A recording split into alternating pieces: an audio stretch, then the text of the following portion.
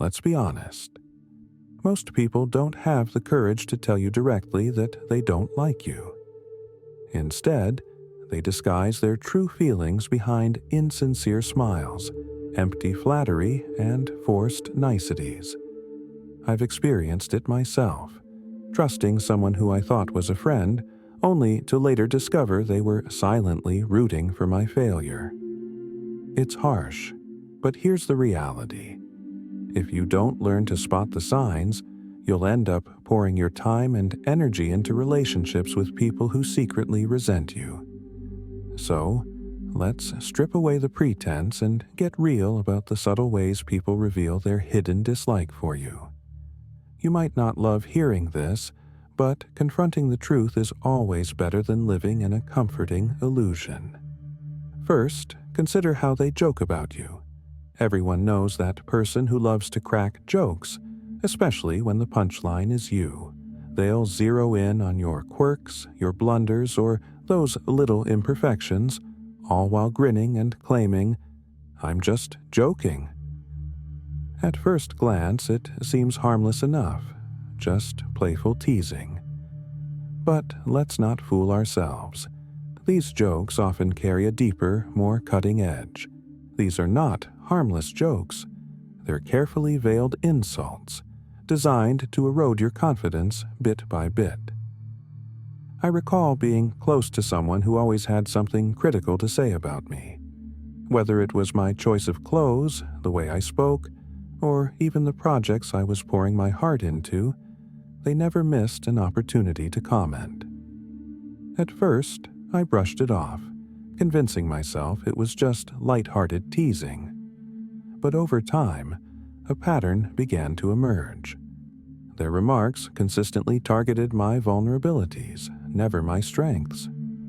The impact was subtle at first, but it grew. I found myself questioning everything: my choices, my abilities, even my worth. I started to wonder if they were right, if maybe I really was flawed in all the ways they implied. That's when the truth hit me. Here's the hard pill to swallow. When someone habitually jokes about your flaws, it's rarely a sign of affection or playful banter. It's a calculated test, a way to gauge how much disrespect you're willing to tolerate. By disguising their digs as humor, they get to undermine you while keeping their own hands clean. But make no mistake, this behavior is anything but harmless. This behavior is a covert form of manipulation, a tactic used to assert control and keep you feeling inferior.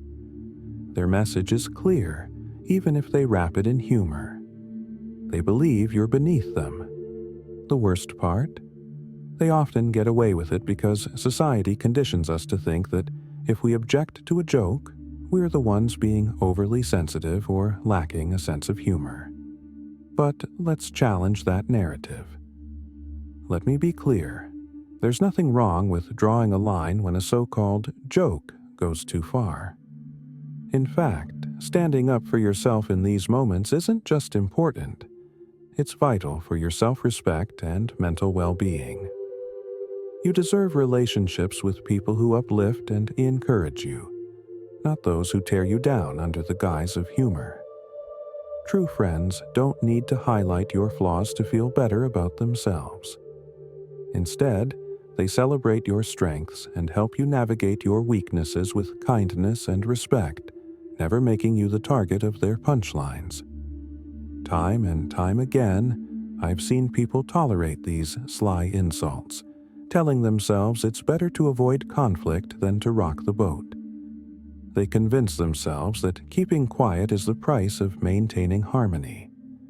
But here's the truth: letting these remarks slide only empowers the person dishing them out, reinforcing their behavior and chipping away at your confidence.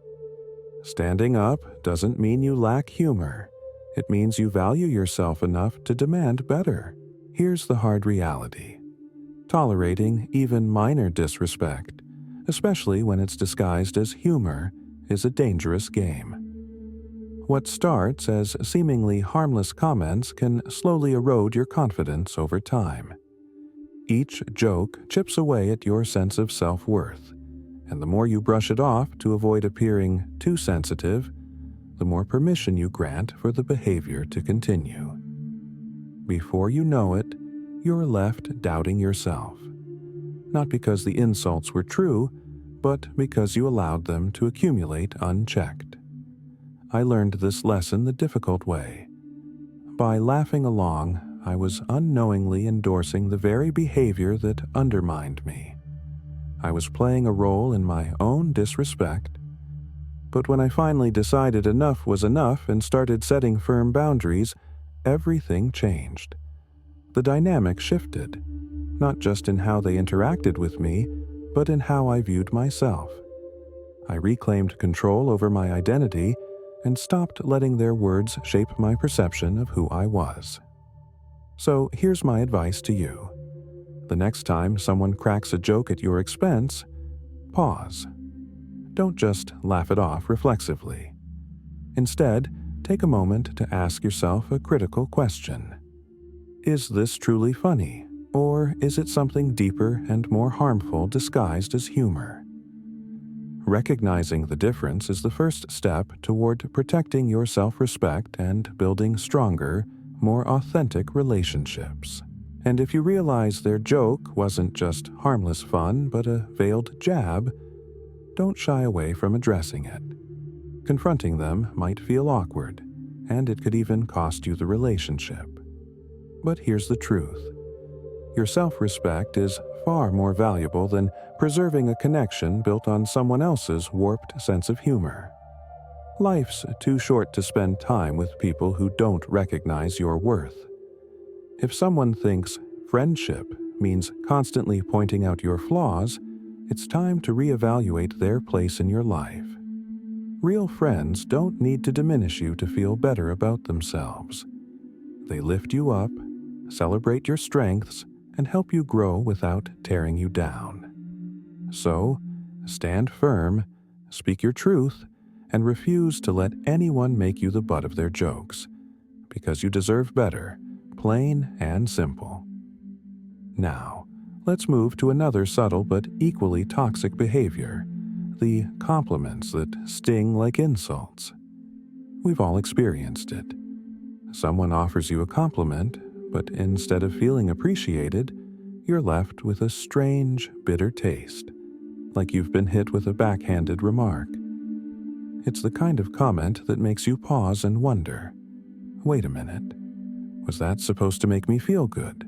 Or did they just sneak in an insult disguised as praise? These veiled put-downs are just as damaging as outright criticism, and recognizing them is key to protecting your peace.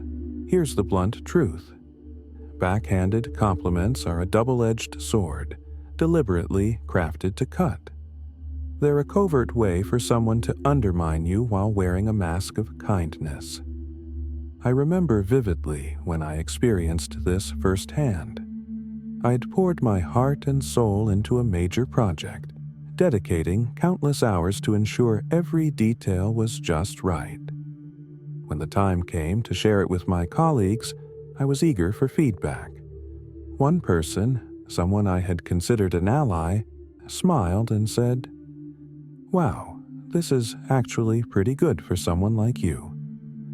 At first, I was too stunned to respond. On the surface, it sounded positive. But those last few words, "for someone like you," landed like a sucker punch. What was that supposed to mean? Did they think I wasn't capable of producing something exceptional?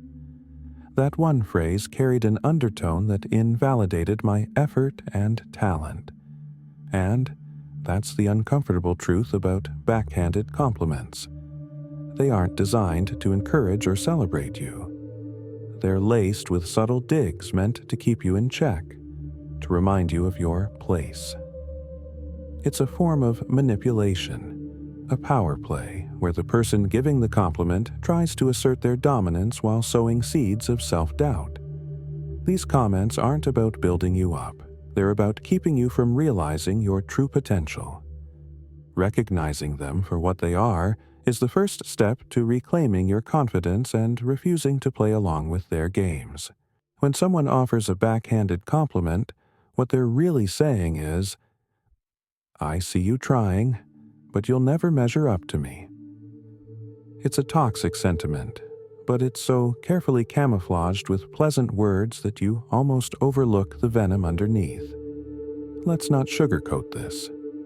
People who resort to backhanded compliments are often wrestling with their own insecurities. They see your potential, your talents, and it unsettles them. To soothe their discomfort, they throw subtle jabs designed to make you doubt yourself and keep you from shining too brightly. It's like they're giving you a congratulatory pat on the back while simultaneously pressing you down with the other hand. And here's the part that makes this even more uncomfortable to confront. We've all been guilty of it at some point. Maybe not with malicious intent, but we've all let our own insecurities seep into our words, offering compliments that carried a subtle reminder of someone else's place. It's a moment of weakness, a fleeting attempt to bolster our own ego by planting doubt in someone else's mind. But here's the empowering truth. You don't have to accept these veiled insults. You don't have to internalize someone else's insecurities or let their words define your value. Recognize their backhanded compliments for what they really are. Reflections of their own struggles and self-doubt, not a verdict on your abilities or worth. By choosing to reject their disguised hostility, you take back your power and reaffirm your confidence. You don't need their approval or validation, and you certainly don't need to shrink to make them feel bigger. When someone says something like, "You're smarter than you look," or "This is good, considering you're new at this," you're not obligated to let it slide or pretend it doesn't bother you. These aren't genuine compliments. They're subtle digs wrapped in politeness, and letting them go unchecked gives the speaker control over how you view yourself. That's a power you should never give away. I've learned to spot these for what they are: reflections of the other person's insecurities, not accurate assessments of my worth. When you see it that way, the sting starts to fade. Instead of internalizing their words, you can almost find humor in the situation. Their comments reveal more about their struggles and need for validation than they ever will about your abilities or potential. So, here's what I've started doing when faced with backhanded compliments. I don't let them pass unnoticed. Instead, I respond with something like, "Thanks. But what exactly do you mean by that?" This approach forces them to confront the underlying negativity in their statement. More often than not, it catches them off guard and shifts the power dynamic. By addressing it directly, you not only set a boundary, but also signal that you're not someone who will accept veiled insults without question. It's a simple yet powerful way to reclaim control over the narrative and remind yourself, and them, that your worth isn't up for debate. When you call out a backhanded compliment, it's fascinating how quickly the dynamic shifts. Suddenly, they realize you're not willing to play their game, and it's amazing to see how fast their tune changes. The key lesson here: never let anyone's veiled negativity define you. Whether it's a well-meaning friend, a jealous coworker, or even a close family member, remember this unwavering truth: your worth is not open for debate. Compliments are meant to elevate you, to inspire confidence and positivity, not to leave you questioning your abilities or doubting yourself. If someone's words make you second-guess your value, it's time to stop and question their intentions instead. Life is far too short to spend it surrounded by people who can't genuinely celebrate your wins. Choose to invest your energy in relationships with those who recognize your worth and are unafraid to express it without hidden agendas or strings attached. Now, let's talk about another subtle yet equally hurtful behavior: exclusion. It's not the grand gestures that cut the deepest. It's the little things, like realizing you weren't invited to the dinner, the party, or the weekend getaway. And when you bring it up, the excuses come rolling in. "Oh, it was a last-minute thing," they'll say. Or, "We thought you'd be too busy anyway." They'll insist it was just an oversight, but the sting remains. This kind of exclusion isn't just a mistake. It's a pattern that speaks volumes about their priorities and where you stand in their lives. Let's call it what it is. These aren't innocent oversights. This is social exclusion at its most subtle and calculated, and it's a loud, unspoken message. You're not as valued as you think. I've been there too many times. I remember scrolling through my phone one weekend, seeing photos of friends enjoying an event I would have loved to attend. The kicker? No one had even mentioned it to me. When I casually brought it up later, the excuses were ready and rehearsed. "Oh, we thought you'd be busy," or "It was such a last-minute plan." But deep down, I knew the truth. If they genuinely wanted me there, they would have made sure I knew about it. They didn't forget. They chose not to include me. And that's where this behavior gets especially painful and, frankly, cowardly. This kind of exclusion isn't just thoughtlessness, it's intentional. It's a quiet, passive-aggressive way of pushing someone out without the discomfort of confrontation. Instead of being honest, they rely on silence and omission, hoping you'll take the hint and remove yourself from the group. It's an insidious form of rejection, wrapped in plausible deniability. By not inviting you, they send the message that you don't belong, but they don't want to bear the weight of admitting it. And that's the real kicker. They're hoping you'll fade away quietly, sparing them the awkwardness of having to own up to their actions. It's a power move disguised as an accident, and recognizing it for what it is can save you from wasting emotional energy on people who don't truly value your presence. It's passive-aggressive, it's cowardly, and yet it's disturbingly common. Most people avoid talking about this kind of exclusion because it's easier to ignore than to confront. It's simpler to accept the excuses, to convince yourself that maybe it really was a mistake, than to face the gut-wrenching reality that you're being deliberately edged out. But here's the hard truth. Every time you let those excuses slide, you're silently giving them permission to keep doing it. You're allowing them to dictate your place in their lives instead of standing up and taking control of your own narrative. I learned this the hard way. For a long time, I stayed quiet, brushing off the exclusions and hoping that next time would be different. I told myself, maybe they just forgot. Maybe they thought I was busy. But deep down, I knew I was lying to myself. By not speaking up, I was accepting the role of an afterthought. I was telling them, even without words, that this treatment was okay. Then came the turning point. I decided I'd had enough. I stopped pretending it was fine and started addressing it head-on. I did something that felt bold, even risky. I started calling them out. I'd say something like, "Hey, I noticed you guys went out last weekend. Why didn't anyone think to invite me?" It was uncomfortable at first, no doubt, but it was also liberating. By addressing the issue directly, I took back my agency. I refused to let their actions or inactions define my worth. And you know what? The responses were telling. Some tried to double down on their excuses, but others were caught off guard, forced to confront the reality of their behavior. Either way, I stopped being complicit in my own exclusion, and that made all the difference.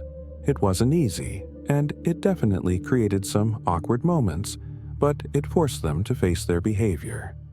And you know what? It shifted the dynamic. Some people got defensive, others made efforts to patch things up, but one thing became crystal clear. I wasn't going to let them push me aside without addressing it. Here's the deeper truth. If someone genuinely values you, they'll make the effort to include you, no matter how last minute the plan might be. And if they don't, then maybe it's time to question the place those relationships hold in your life.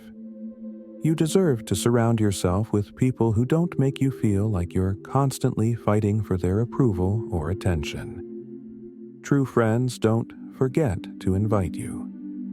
They go out of their way to ensure you're part of the moment because they genuinely treasure your presence. So, if you notice you're being subtly excluded, don't just shrug it off or make excuses for them. Confront it. Ask the difficult questions and be ready to accept the answers, even if they're not what you were hoping to hear. Because as painful as it might be, knowing where you really stand is far better than endlessly wondering why you were left out yet again. Understanding the truth, even when it's uncomfortable, empowers you to make choices that protect your self-worth and help you build a circle of people who truly appreciate you. And here's what you need to remember. You are not a backup option. You are a priority. The people you surround yourself with should treat you as such. Now, let's talk about another common but frustrating behavior. When someone is suddenly too busy every time it comes to you. We've all heard it before. I'm so busy these days. Sorry I can't hang out. On the surface, it seems like a valid excuse. After all, everyone's busy, right? But what happens when you start to notice a pattern? They're constantly available for others, posting photos of outings, catching up with mutual friends, making plans left and right. Yet, when it comes to you, their schedule mysteriously fills up. Here's the cold, hard truth. They're not too busy. They're just too busy for you. I've been in that frustrating position more times than I'd like to admit. I remember reaching out to a friend I used to be close with, trying to schedule time to reconnect. Every suggestion I made was met with an excuse. I'm working late.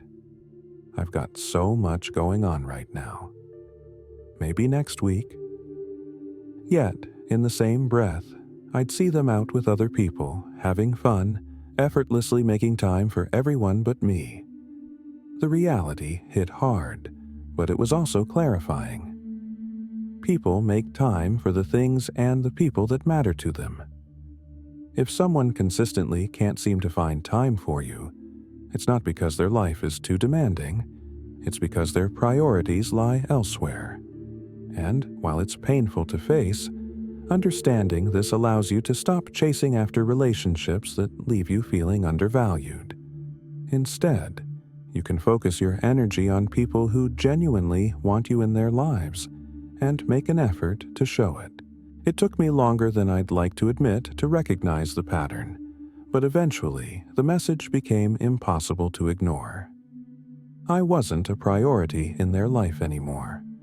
Here's where things get uncomfortable. We've been conditioned to accept busy as an all-purpose excuse, a reason that's almost immune to questioning. But let's be honest with ourselves. People make time for what and who truly matters to them. If someone is always too busy for you, it's not their schedule that's the issue. It's their priorities.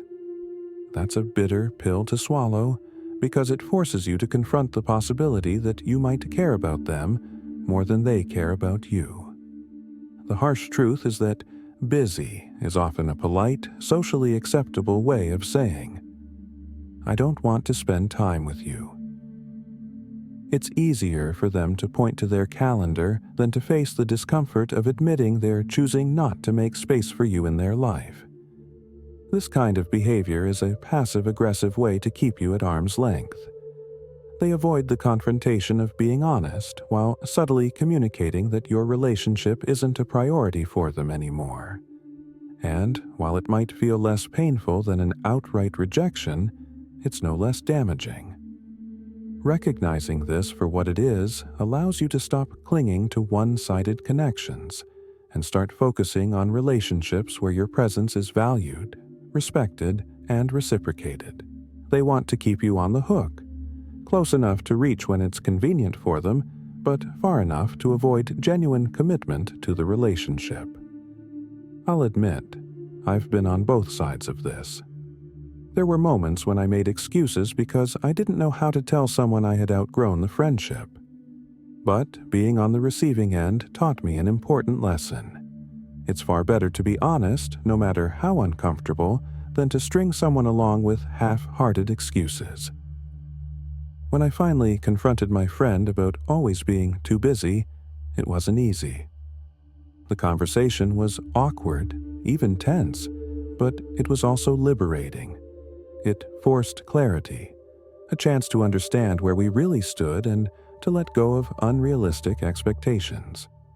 That moment gave me the freedom to stop chasing one-sided relationships and to focus my energy on people who truly valued me. Here's the deeper takeaway. Your time and energy are finite and incredibly precious.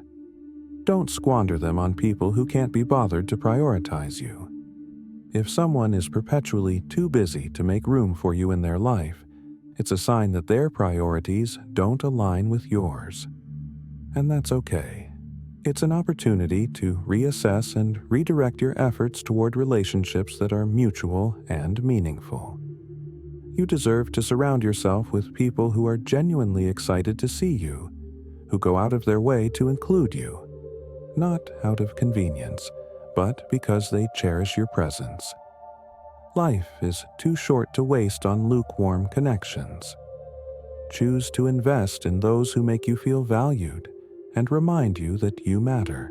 It's essential to acknowledge that people change and relationships evolve along with them. Sometimes we hold on to people not because they still enrich our lives, but out of habit, nostalgia, or the fear of being alone. But there's a quiet power in letting go, in recognizing that you deserve more than the scraps of someone's attention. Valuing yourself enough to walk away isn't about being needy or demanding. It's about setting a standard for how you want to be treated. Letting go can be painful, but it opens the door to healthier, more fulfilling connections. Now, let's address another uncomfortable but telling behavior: avoiding physical contact. This isn't just about romantic relationships. Physical touch is a fundamental aspect of human connection. A pat on the back, a handshake, or even a casual brush of the arm can convey warmth and build trust. So, what does it mean when someone actively avoids even the most benign forms of touch? The answer is hard to hear, but it's important. They're likely uncomfortable around you. This behavior is a nonverbal but unmistakable signal that something is amiss. Whether it stems from personal discomfort, unresolved tension, or a lack of emotional connection, their actions speak louder than words. It's not something to overlook or dismiss. It's a cue to step back and assess the relationship honestly. If they're going out of their way to maintain physical distance, it's time to pay attention and consider what that distance might be telling you. I once worked with a colleague who seemed to flinch every time I extended a hand for a handshake or offered a friendly pat on the back. At first, I brushed it off, thinking I was overanalyzing. But over time, a pattern emerged. They were warm and comfortable with others, exchanging high fives and hugs with ease. But with me, it was like there was an invisible wall between us. It didn't take long to realize that their avoidance wasn't a coincidence. It was a deliberate effort to maintain distance. Here's where it gets uncomfortable. Physical contact is a fundamental part of human interaction. It builds trust, fosters connection, and communicates warmth. When someone consistently avoids even the most casual forms of touch, it's a clear signal that they feel a lack of comfort or connection with you. And while it's absolutely fine for someone to be naturally less tactile, the red flag arises when their behavior is selective. When they're perfectly at ease hugging others but noticeably stiff or distant with you. Their avoidance might not be accompanied by words, but their body language speaks volumes. It's a subtle yet unmistakable way of saying, "I'm not entirely comfortable around you." And let's be honest, we've all experienced this dynamic from both sides at some point in our lives. Recognizing it is key to understanding where you stand and whether the relationship is worth the energy you're investing. Their actions might not mean outright dislike, but they're a signal that something in the dynamic isn't quite right. Maybe you've been the one to sidestep a handshake or subtly lean back when someone got too close, sensing that the vibe just wasn't right. Or perhaps you've been on the receiving end, noticing that someone seems to flinch or stiffen whenever you're near. It's uncomfortable, it's awkward, and it often forces you to confront the reality that the relationship isn't as strong or comfortable as you'd like to believe. Here's the deeper truth. Physical contact is more than just a surface-level interaction. It's a cornerstone of human connection, a way we express trust, warmth, and empathy. When someone avoids it with you, they're not just avoiding touch, they're avoiding intimacy, closeness, and vulnerability.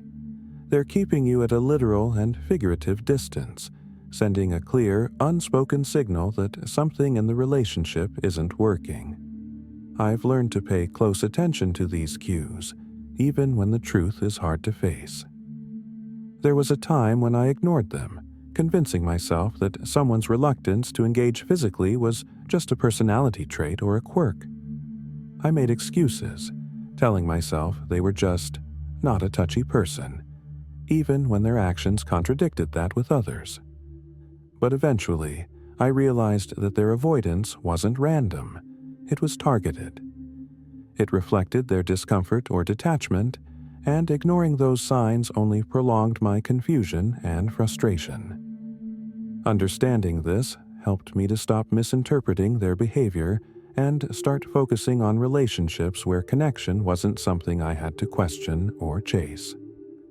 Recognizing the importance of these nonverbal cues can save you from holding on to relationships that lack the depth or mutual respect you deserve. The more I reflected on it, the clearer it became that their avoidance wasn't just about their personality, it was about me and our relationship.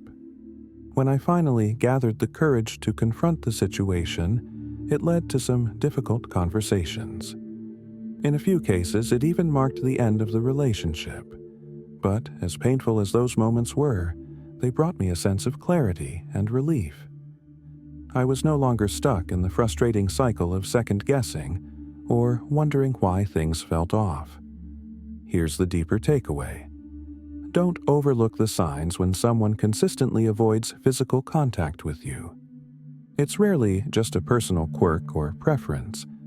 It's a statement about their level of comfort and connection with you. These nonverbal cues carry weight, and ignoring them only prolongs confusion and disappointment. If you notice this pattern, don't shy away from addressing it. It might open the door to a deeper understanding and give you the opportunity to strengthen the relationship. Or it might reveal that the connection isn't as solid as you believed. Either way, confronting the truth is always better than living in denial. You deserve relationships where physical touch isn't a source of discomfort, but a natural and effortless part of your connection. Whether it's a warm hug, a firm handshake, or the ease of sitting close without tension, these small gestures are the building blocks of trust, empathy, and intimacy. Pay attention to them. They can tell you more about the health of a relationship than words ever could. If someone consistently avoids physical gestures of connection, it's a clear sign that something is off. Don't shy away from asking the tough questions or, if it comes to it, making the hard decisions. Life is far too short to spend it with people who keep you at arm's length, both physically and emotionally. Now, let's talk about another revealing behavior: disappearing when you need support. There's nothing quite like a crisis to expose the true nature of a relationship. When times get tough, you quickly learn who's genuinely there for you. So, what does it mean when someone vanishes the moment you need them most? It's not just a sign of unreliability. It's a glaring red flag. It shows that they're not as invested in you as you believed. And let's be real. When someone pulls a disappearing act during your darkest hours, it's more than just hurtful. It feels like a betrayal.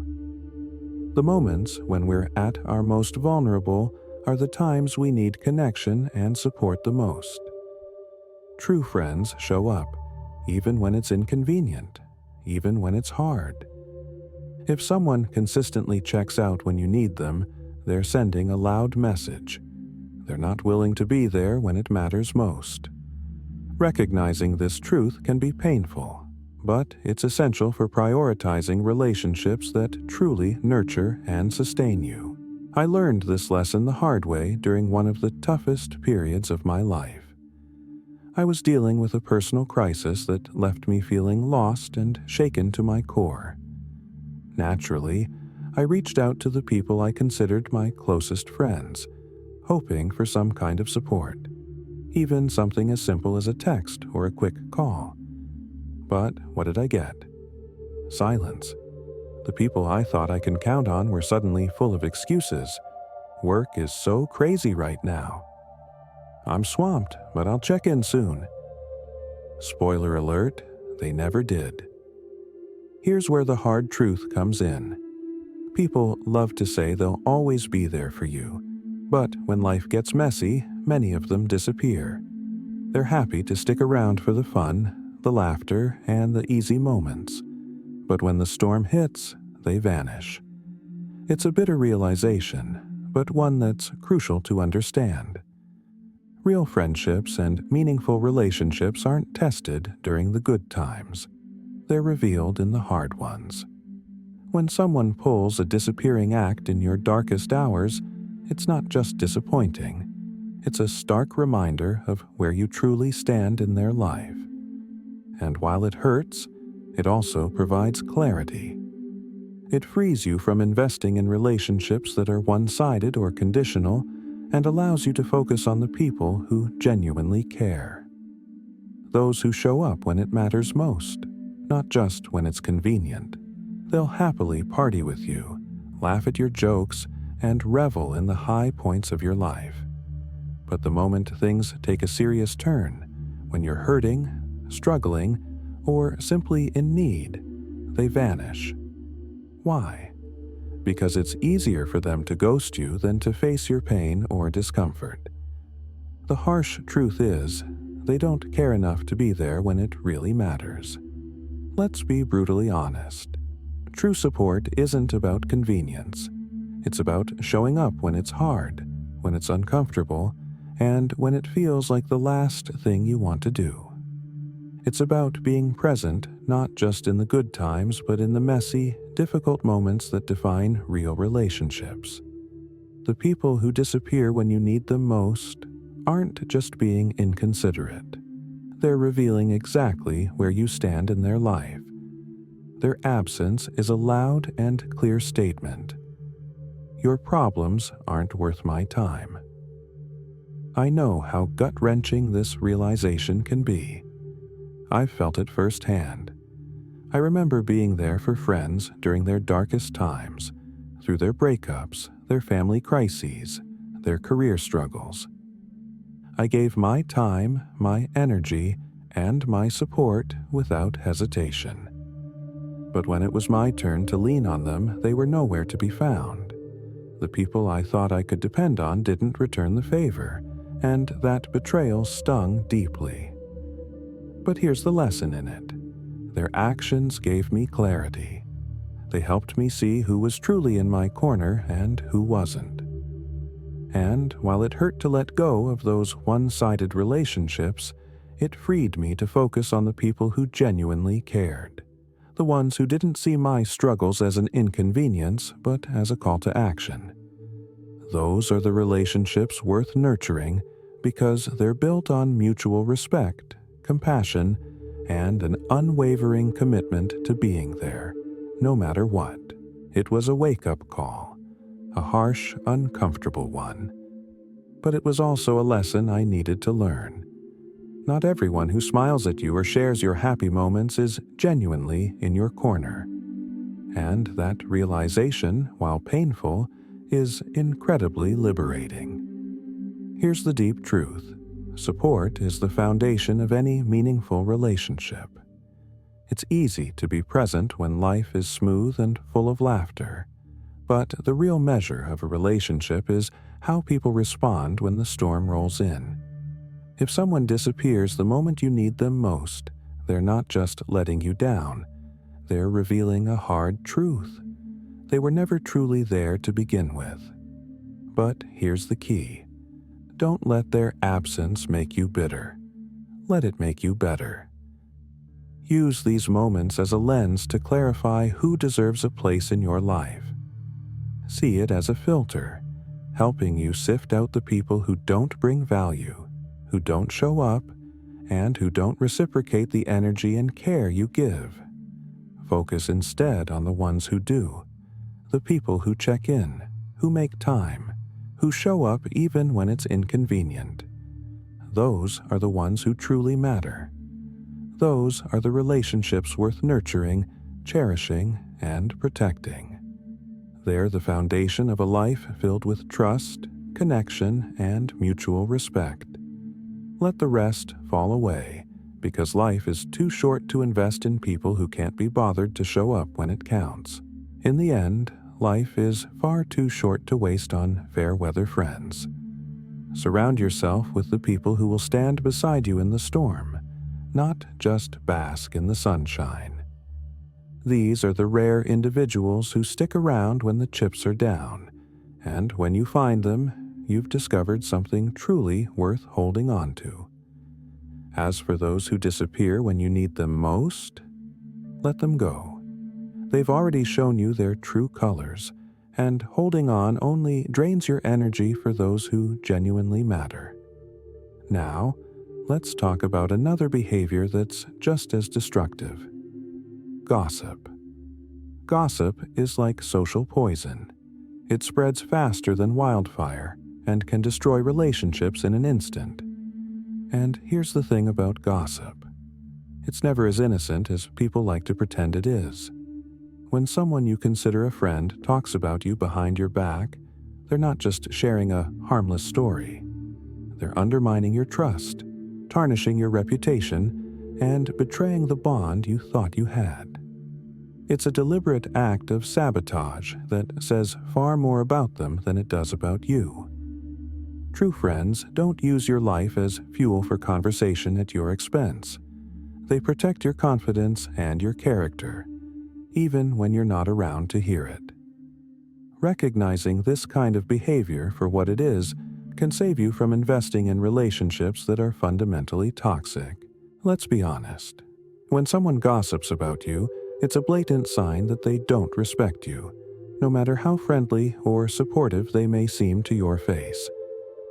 I've been on the receiving end of gossip, and let me tell you, it's one of the most gut-wrenching and disheartening experiences.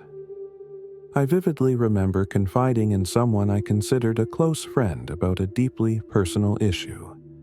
I trusted them, needed to vent, and believed they would hold my vulnerability with care. But within days, the details of our private conversation began to spread, twisted, exaggerated, and stripped of context. It was like a cruel game of telephone, except the distortion wasn't accidental. It felt intentional, as if my trust and pain had been turned into entertainment for others. The person I had leaned on during a difficult time had weaponized my vulnerability for their own gain, and the betrayal stung deeply. Here's the controversial truth. People who gossip about you aren't just casually venting or sharing concerns. Gossip is a power play.